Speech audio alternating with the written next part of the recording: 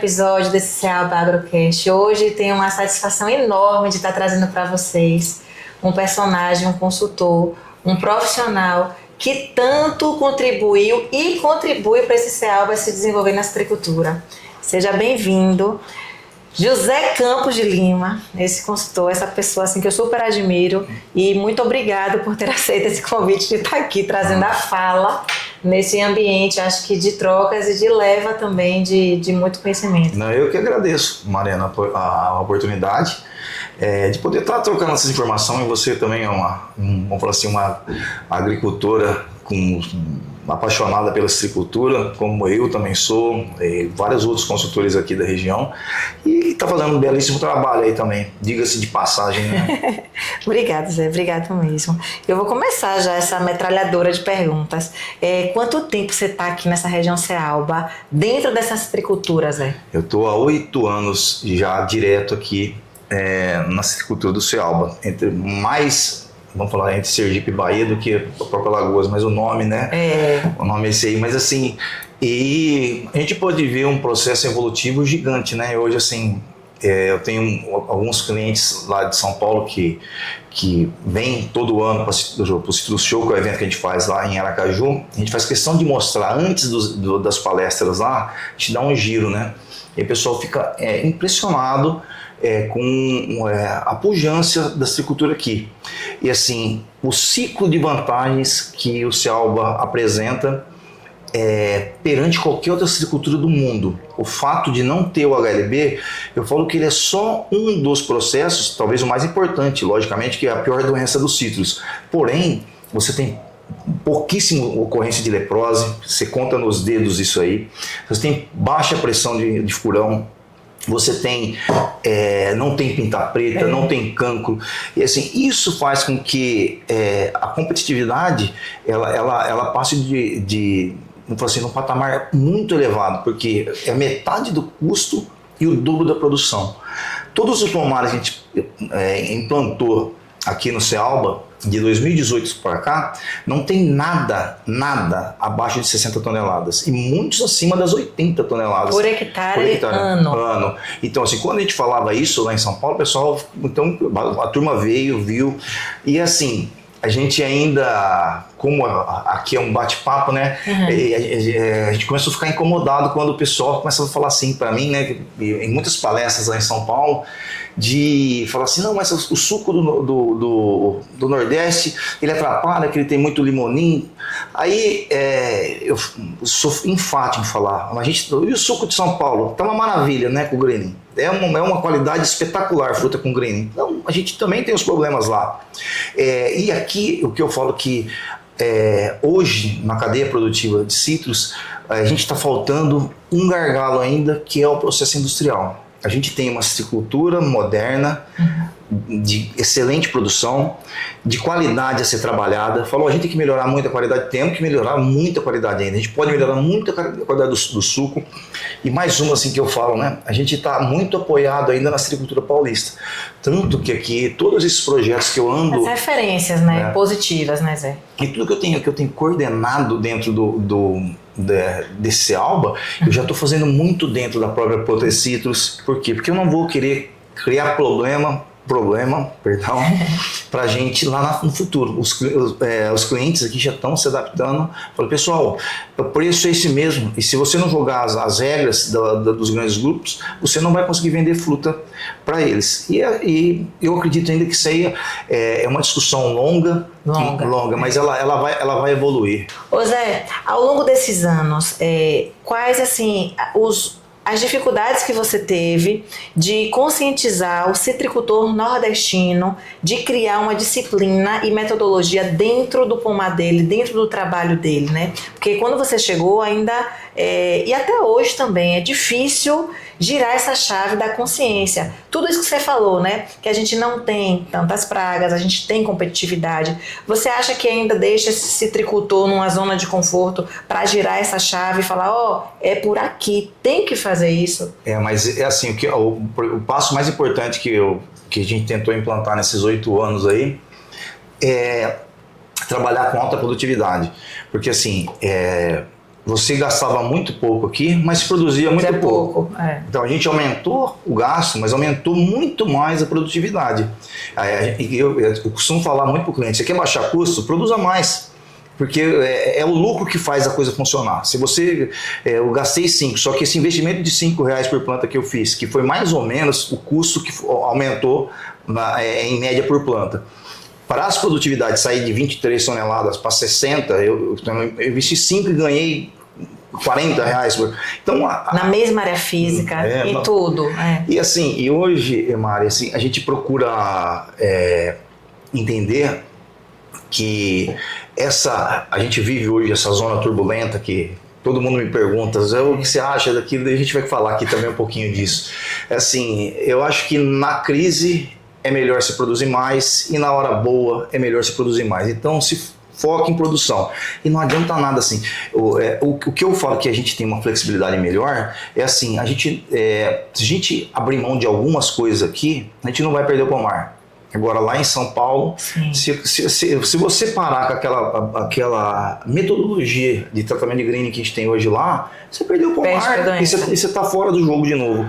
Então, a gente consegue enxergar que são cenários completamente distintos, por isso que eu vejo assim, aqui uma vasta vantagem nesse processo da cadeia produtiva em si.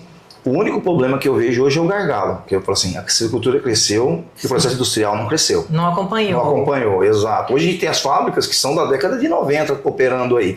E nada contra, que eles também se modernizaram, na medida do possível, ampliaram. Só que a velocidade do campo foi muito maior do que a velocidade industrial. Hoje, as indústrias aqui se produzem, vamos falar assim, processam muito menos do que cabe ainda processar para Nordeste. E a gente está vendo isso porque a gente tem algumas informações, a gente vive nesses dois paralelos, mora um pouco aqui, um pouco lá. A gente vê que esse ano desceu muita laranja para São Paulo. O ano passado desceu muita laranja para São Paulo. E foi uma salvação também, viu? E eu falo muito isso aí porque a gente tem uma parceria já de longa data com a Fundecitrus, que eu falo assim, que a gente precisa começar a computar a laranja que está vindo daqui para lá, que acaba entrando em contratos lá em São Paulo, que ela fica invisível. Fica invisível. Ela entra lá para o saldo da indústria, é informado na estimativa, mas não foi de lá essa fruta. E é muita fruta, viu? Não é pouca, não. Entendi.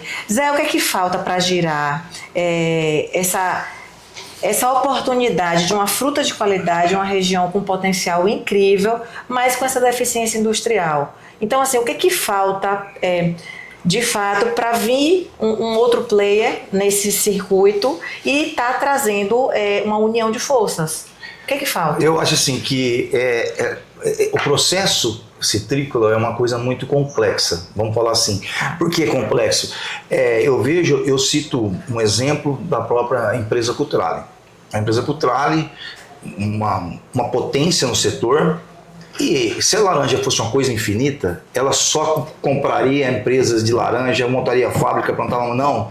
Tem um consumo estudado para ser vendido em certa margem que vai dar lucro. Toda empresa, ela vive de lucro. Então ela não está ali para ajudar ninguém. Parte desse primeiro ponto. E aí ela compra uma empresa de banana, uma empresa de salada, ela tem engarrafadora de... Então, quer dizer, ela diversifica. Por quê? Porque não tem mercado para tanta laranja como a gente pensa. Por quê? Porque a cadeia produtiva mais forte do Brasil, que está no estado de São Paulo, o custo de produção é muito alto. Então não adianta você querer vender um suco, produzir mais e vender mais barato. Não, a ideia é vender menos com mais margem. Então, esse peneiramento que a gente fala assim, esses processos de alta e baixa, e era uma coisa assim que eu sempre falei assim, que quando a gente vive em cima da commodity, eu conto uma história, eu fiz uma palestra com estudantes de economia, e eu estava comentando com eles assim, a soja em 2022, ela bateu 220, ela nunca mais passou perto disso. Nunca, e ela está 112, parece com previsão de queda ainda, menos da metade que era 4 anos atrás. Então, por quê? Porque oferta e procura, tem muito, vai custar pouco. tem pouco, pode custar muito. E a gente sabia que esse preço de 220 talvez era real. Se o cara tivesse uma média de 150, 160, ele estaria muito mais feliz. Sim. E aconteceu na citricultura a mesma coisa. Eu falo assim, a gente veio de 2014, da última crise lá de 2012, a gente veio galgando, ganhando, era pouco, mas estava ganhando. Aí vem um negócio que é avalanche, aí todo mundo saiu plantando laranja que nem louco. Isso desorganiza a cadeia porque vem muito forasteiro, muito aventureiro que de fato quer se fazer dessa oportunidade financeira de margem. Só que na cultura perene faz como? Porque vieram muitas pessoas e fizeram plantios organizados e que esses plantios agora estão começando de fato a entrar em produção. Aquela história que eu costumo dizer, eu faço um desenho de uma pirâmide. E a gente sabe que lá no topo da pirâmide estão os 3 players, as 3 companhias maiores. O que se desenvolveu muito na citricultura paulista a pessoa começou a ficar bom em produção. Todo mundo começou a ficar muito bom em produção, tetos altíssimos de produtividade. E assim, acabou as brincadeiras, né? Os caras hoje, produtor, eu tenho vários clientes assim, os plantios são assim, vou plantar 1.000 hectares. Antigamente o cara ia plantar, vamos plantar 50 mil árvores ali. Não, é 1.000 hectares, 2.000 hectares. E essa briga, Mari, é aquela história que eu falo de oferta e procura. Vai ter que gente sair do setor para voltar a ser um negócio estável. Aí quem vai brigar tomando prejuízo, porque hoje, eu falo assim, que São Paulo, você tem um custo de produção lá próximo a 50 mil reais por hectare. E vender laranja 30, e para produzir em São Paulo, não fecha a conta. Você está pagando para trabalhar. Então, eu sou muito franco em dizer que eu falo assim, processos de crise, ele culmina na extinção de algumas pessoas do setor. E organiza o segmento em prol do nivelamento base de qualidade. Exato. Outra visão que hoje a gente está vendo que ela está muito mais descrita para a gente do que no passado, assim. A gente consegue enxergar que a qualidade do suco ela volta a ter o tamanho fundamental. Por que eu estou falando isso? Porque quando falar, não, você viu que ele estava sem laranja, eles moeram tudo que era porcaria, então, com até no modo pejorativo de falar isso para a indústria, não tem qualidade nenhuma, vocês moeram o que tinha para moer. Na verdade, eles estão pagando preço também. Caiu queda de venda de suco. E toda hora que a coisa fica muito alta, gente, é aquela história. Eu lembro de uma frase infeliz de um político que falou assim, se a laranja está cara, escolha outra fruta. Eu não precisava ter falado nada disso aí, porque isso acontece naturalmente. Você não precisa avisar ninguém, você não vai consumir isso. Então eu vejo assim que qualidade de suco hoje ela é fundamental. E a gente está vendo o que acontecendo muito em São Paulo. Portão A30 e recebendo as frutas tardias com recho 16, Brix 11, fruta filé. Então eles estão repondo um suco muito bom agora num custo baixíssimo, baixíssimo mesmo. Então, por quê? Porque você entrega a 30 ou vai cair no chão, porque não vai pagar mais. Então com os estoques lotados, pelo menos é o que a gente enxerga na divulgação pela própria Citrus BR, e assim, tem hora que a gente quer ensaiar um discurso, vamos fazer, não, o pessoal acha o seguinte, toda crise uma hora ela termina. Sim. Agora vai dar relutância de quem quiser enfrentar isso aí. Não tem nada tão bom que não possa ficar melhor, mas não tem nada tão ruim que não possa piorar. Quando você chegou aqui, foi a primeira pergunta que eu te fiz, me dê uma boa notícia. E tá difícil, Mari. Hoje, para dar uma boa notícia para você, falar assim, todo mundo que falar alguma coisa hoje sobre preço de laranja, é tudo achômetro. Eu acho isso, eu acho aquilo. Não, porque ninguém tem certeza de nada. A gente não tem a divulgação da safra seguinte, porém já posso afirmar para vocês assim que vai ser menor. Vai ser menor. E não vai ser muito menor também não, mas não vai ser muito maior. Eu até falando assim, quando as primeiras perguntas que a gente, como eu rodo o país todo, o estado de São Paulo, eu falo assim, pessoal, mas eu tô vendo muita coisa fora de São Paulo que ainda não tá entrando nesse radar. Eu falo assim, porque um exemplo que eu falo assim, a gente está aqui na região, um grande produtor aqui, a produção dele sendo vai ser de 80 toneladas por hectare. Eu não estou inventando, você pode ver que é vizinho seu aqui. Então eu vejo assim que as coisas vão caminhando com um teto muito competitivo. Então eu falo assim, você mira que os pequenos produtores possam ver isso. Aí eu falo assim, que aquele produtor, o pequeno produtor que cuidar bem, ele vai tocar o negócio dele sem problema nenhum. E é o único negócio que eu não tenho medo ainda é Nordeste, porque assim, eu acho que se chegasse mais um player para cá, colocasse um processo industrial adequado para rodar, trabalhar a qualidade de fruta. O que é trabalhar a qualidade de fruta? Não processa fruta verdosa. Não tem que processar em fruta verdosa, senão vai dar limoninho realmente, vai dar característica ruim no suco. Esse ano, quando a gente começou a atrasar as colheitas aqui, começamos a mandar para São Paulo, a gente viu que o suco daqui era tão bom quanto lá. Então, aí acaba o mito, é que na verdade, como o comércio é a base da maioria do pessoal, todo mundo trabalha para vender no mercado e o pessoal quer fruta verdosa. Aquela sobra de verdosa, a indústria acaba processando e acaba atrapalhando. Eu acredito que futuramente isso não vai ocorrer mais. Por quê? Você que tem que entregar um produto conforme para quem está comprando. Ele tá te comprando lá, você não está dando. Então ele vai exigir a qualidade. E lá em São Paulo, a conta é a mesma. Com esse pessoal com os pomares de greening, eu chego a falar para o pessoal, que negócio de querer conduzir greening sem tratar, sem nada, se não tem fruta de qualidade, eles não vão processar essa fruta. Escuta o que eu estou falando. Mais uma que eu vou falar aqui que o pessoal pode até achar ruim ou não, mas assim, eu acho que eles vão atrasar, porque é florada tardia de novo, eles vão atrasar a abertura de fábrica e vão exigir lá o seu Reche 14, que passa precoce, nossa, em várias regiões do estado de São Paulo é muito difícil de alcançar. E esse ano a gente já passou apurado e eu tenho certeza que o desenho ano que vem parece ser o mesmo. Assim, queria eu que não fosse, mas o cenário está muito parecido por causa de ser uma florada tardia, de ter baixa, as precoces não estar com uma característica de suco ruim, e eles vão querer esperar o máximo de rendimento dessas frutas. Para você ter uma ideia, Maris, a gente colhia precoce em São Paulo de junho a agosto. Esse ano a gente colheu precoce em outubro. Então... Bagunçou. Zé, indo para essa parte de raciocínio técnico, né? E uma fruta sendo remunerada nesses valores que estão, é difícil para um citricultor investir. E ter altas produtividades carece desse investimento. Como passar nesse momento de crise de uma forma saudável, porque os picos financeiros deram também margens a novos projetos e a verdade é que tem muito produtor num grau de endividamento alto. Tem, isso é real, isso é fato. E assim, eu até falo pro pessoal o seguinte, que produzir laranja na época das vacas gordas aí é muito fácil, porque se qualquer um lá faz isso, aduba tanto... Responde. Agora, é nessa hora que eu falo assim, mais do que nunca, o planejamento orçamentário, um exemplo que eu estou dando assim, porque a gente tem a universidade online lá, a gente tá montando um curso... Citrus Pro. O Citrus Pro, e segue a gente nas redes aí. A gente... já estamos trabalhando em cima de estruturas orçamentárias. A pessoa começar a entender como é que é. Ou o que você faz? Corta investimento. Por que corta investimento?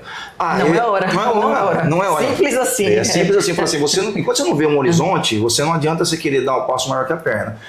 E outras coisas que eu falo também, que por muitas vezes o citricultor no passado ele fazia a conta de trás para frente, né? Ele ia gastando, chegava lá no final, queria ver se ganhou ou perdeu. Não, hoje você sai daqui no dia 1º de maio, dia 30 de abril, sabendo o que você vai ganhar e o que você vai fazer. Eu falo assim, Paraná Nordeste, muito mais fácil, porque não tem HLB. Agora, para São Paulo, é muito difícil você tirar muito do custo, porque é muita mão de obra. Vamos falar assim, é uma pressão de praga e outra coisa, se você também não tem uma planta vigorosa, você não tem produção, aí adianta depois ficar bom, você não tem mais pomar, então você fica, mas a estrutura, a estratégia montada, que a gente está querendo colaborar com os produtores, está no fato de você segurar os investimentos e você fazer os aportes certos. Fala assim, a adubação, você vai fazer isso aqui, por quê? Que é para passar o ano. Sim. Eu não tô mais jogando os 300 gramas de mas você não era o cara eu era. Quando eu estava vendendo laranja a 70, a 100 reais. Mas a gente precisa se moldar, na verdade, e amadurecer em cima desse planejamento. Não, fala assim, cortar não é tão simples. Eu falo que é ajuste. Existe uma diferença muito grande. Fala assim, você não quer gastar, deixa de fazer as coisas. É simples assim, mas não é. Porque você tem que ter, você não pode comprometer o seu patrimônio. E essa empresa que eu trabalhei no passado tinha um slogan que era muito real, assim, que eu vejo assim, é você produzir o máximo gastando o mínimo, mas sem comprometer o patrimônio. Isso que te traz margem de lucro. E assim, eu vejo assim que muitas vezes o produtor ele se anima com a mágica de um produto, se encanta, e eu falo assim, gente, as coisas estão tão pé no chão, a gente estamos em 2026. E eu vejo assim que tem hora que parece que eu não estou em 2016. As pessoas estão lá na década de 90, quando eu comecei a trabalhar, que elas dizem, você acha bom isso aí? Eu falo assim, gente, você tem laranja faz 40 anos e você faz uma pergunta dessa para mim. Então tem coisas, Mari, que eu falo que é vamos falar assim, que é característica do produtor de querer acreditar que aquilo, tipo, produto para salvar o green. Eu falo, pessoal, gente, por que você não muda pelo menos o slogan? Você fala, um produto para atenuar problemas abióticos, que é muito mais lógico do que você falar que cura greening, né? Essa balança ela é complexa. E eu tenho muitos amigos aí que ficam bravos comigo que eu falo essas coisas, mas a gente é tudo gente boa, não tem problema não. Pois se chegasse a cura do greening agora, neste momento da citricultura, o que é que daria? Aí que a coisa ia azedar mesmo, né? Aí que eu falo assim, eu falo muito, pessoal, hoje a gente viveu aquela pujança na época do greening, única exclusivamente por causa do greening, porque se consumia no mundo 2 milhões de caixa, certo. Hoje consome-se metade disso, e não é porque as pessoas pararam de gostar de suco de laranja, porque ficou caro, essa é a realidade. O suco de laranja não é uma commodity hoje popular, exato, não, e a gente consegue notar isso aí. Outras coisas que eu costumo falar assim, que o processo da citricultura ele é o mesmo também de há muito tempo atrás. Assim. A gente vende suco, mas a indústria vende polpa cítrica, óleo essencial, ácido cítrico, tem uma série de subprodutos aí que você não recebe. Como o frigorífico não paga chifre, não paga couro. Então, sim. E a gente aprendeu a jogar desse jeito o jogo. Porém, hoje o que eu consigo ainda eu consigo enxergar dentro desse emaranhado, né, que o mercado interno também, ele chegou num patamar que eu não consigo ver ele evoluir. Por quê? Porque a laranja é cara também. Sim. E para você ter uma margem, ele fala assim, o varejo ele não dá desconto. Você pode ver que está comprando laranja barata, você vai lá no supermercado, o preço não está compatível com aquilo que está pagando. Uhum. Você vê, poxa, eu estou vendendo uma tonelada de laranja a R$400 e estão vendendo bagaço a 250. E é um momento de colocar a criatividade para funcionar. A todo momento eu fico pensando, se a polpa cítrica é 250 e sei lá, a gente está aqui produzindo e quando tira, porque o preço da fábrica é irrisório para aqui pra gente, não sobra 250 para o produtor. Não sobra. Não sobra. E quanto será que isso não devolve de matéria orgânica? A gente fica pensando o tempo todo o que fazer. Tem hora assim.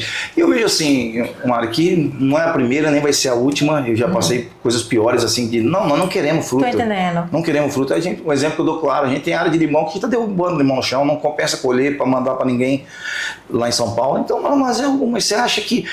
Eu falo assim, ó, o que a gente tem para hoje é o que tá aí. Isso. R$30 o portão. Para nós lá, e aqui os seus 450 toneladas é o que tá aí. Eu não consigo falar um A. Falo assim, vai aumentar ou vai baixar? Não, a gente não tem parâmetros para isso. Neste momento, orienta novos plantios? Eu estou segurando muitos plantios aí. Agora aqui, o que tinha já de projeto em execução, a gente está finalizando. Porque assim, a maioria da cadeia que eu trabalho, de clientes, são citricultores realmente, que esses vão aumentar, Rojão. Bom, tem muita gente para sair na frente desse pessoal aí. Mas assim, quando a pessoa começa a fazer conta e contrata uma consultoria financeira, cara, eu vou para fazer loteamento, que está dando muito mais dinheiro que esse negócio aqui, e vai embora. É assim que sai. Só que é o que eu falo que faz o setor respirar novamente. Sim, reorganiza. Isso aqui eu falo assim, quando o avião sai fora da rota, para ele estabilizar de novo, ele leva um certo tempo. E assim, eu vejo muita gente falando, não, agora é 3 anos ruim. Eu falei, chute como nós falava que era 10 anos bom. Então, esqueci de avisar que era 10 meses, não era 10 anos. Foi 10 Só trocaram a unidade de medida, né, Zé? Falei, 10 meses, então vai ser 10 anos bom, e não é assim. Como não é assim, vai ser 3 anos ruins. Eu acho assim que cabe agora de ter paciência, ajustar o orçamento, isso é fundamental. Em nenhum lugar do planeta existe o cara que gasta mais do que ganha e que andou para frente. Isso é fato.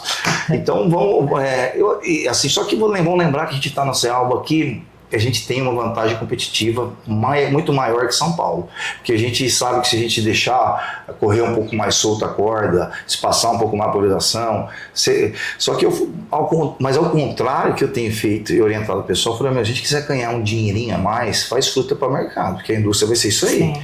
Então... E o Nordeste volta a ser a citricultura do Nordeste. De fato, o foco na fruta de mesa. Exato, porque se planejou, se moldou esse negócio, né? E eu falava pro pessoal, falava em muitos encontros com consultores em São Paulo, eu falava, se pagar R$100, eu planto laranja lá no Maranhão, coloco aqui em Araraquara e tô ganhando dinheiro. Agora, na situação que chegou... Eu falei, e teve muita gente que nem falou assim, esses projetos de expansão para Mato Grosso, que o pessoal está indo... Pará também ampliando. Eu fico com uma sensação, é a seguinte, principalmente para Mato Grosso. Mato Grosso, talvez você não tenha green ainda em alta escala, mas no Mato Grosso você vai ter outros problemas. Eu falo assim, lá o cancro é pior que em São Paulo, cobre é caríssimo, custo de cobre, tratamento com cobre é caro.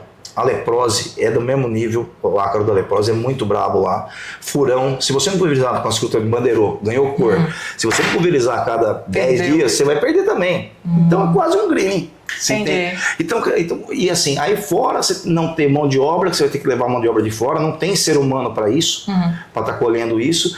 E vamos falar assim, você tem o frete muito mais caro.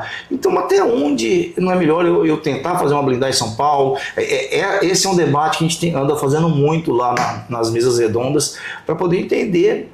E por isso que eu falo que aqui a gente se sente um pouco mais confortável, porque a gente pode fazer os ajustes, pode trabalhar esses moldes e você não perder o patrimônio, nem perder o foco do seu negócio.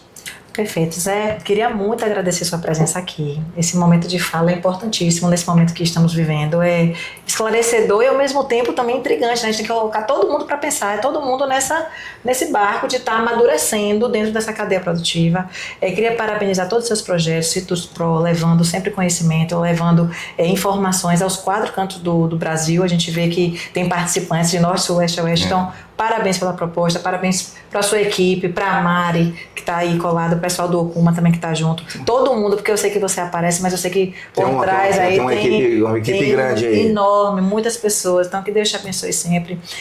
O Nordeste agradece, eu agradeço, a citricultura agradece por você, ao longo desses anos, ter construído bases sólidas dentro de uma consultoria, dentro de uma proposta de trabalho de produção e produtividade. Então, que Deus te abençoe sempre. Obrigado. E é uma satisfação enorme você estar aqui. Muito obrigada mesmo. Eu que agradeço, só tenho a agradecer ao Nordeste. O Nordeste alavancou também a minha carreira, melhorou muito, vamos falar assim, expôs o meu trabalho em outros setores.